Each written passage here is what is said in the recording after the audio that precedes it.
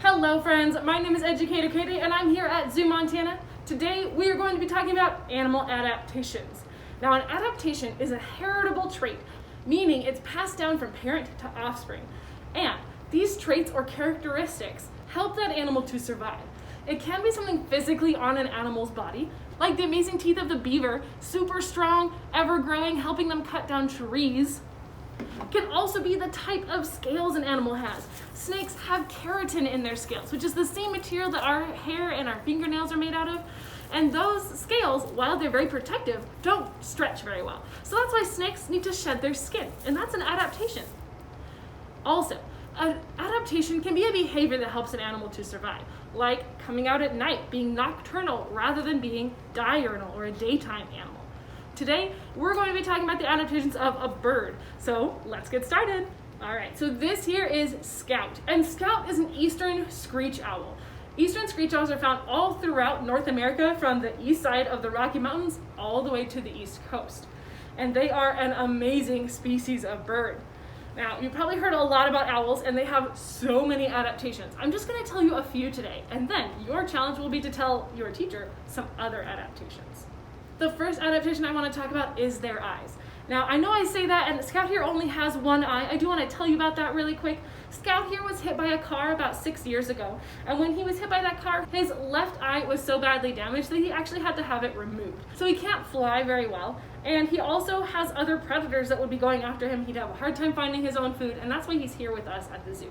But in general, owls have incredible night vision. Their eyes are super well adapted to seeing in just starlight. They don't need sunlight, they don't even need moonlight. They can hunt by starlight. Part of the reason for that is because their eyes are huge for their body size. If this owl was stretched out to my size, his eyes would be the size of grapefruits.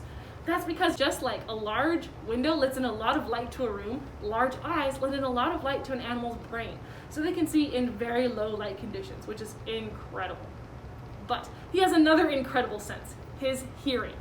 His ears are not these big tufts of feathers up on the top of his head. Instead, his ears are just holes on the side of his head, just like ours. He just doesn't have the little shell bits that we have here. Instead, his whole face helps his ears to gather sound. You see that scooped out shape there? We call that a facial disc, and it's this part here that's surrounded by the black feathers on each side. This facial disc is kind of like the shell of your ear. It helps to gather sound so that he can hear from really far away or at really tiny sounds.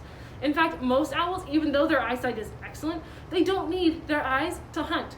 There are many owls, especially here in Montana, that go hunting in the wintertime when there's feet and feet of snow, and they don't even need to see their food to catch it. It's cool. The last thing we're going to talk about today is the fact that owls can turn their necks. However, they can't turn their necks all the way around. If they could do that, their heads would just keep spinning, and that just would not be helpful.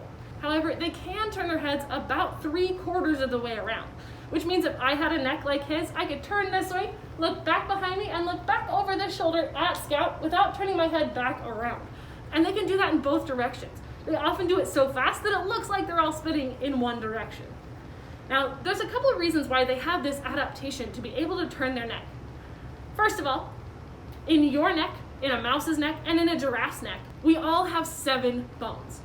But this bird here has 14 bones in his neck, and that allows him to be able to have a larger turn radius. Also, the reason he has to have this adaptation is because his eyes are so big that he can't move them. If we hold our head still, we can still move our eyes around.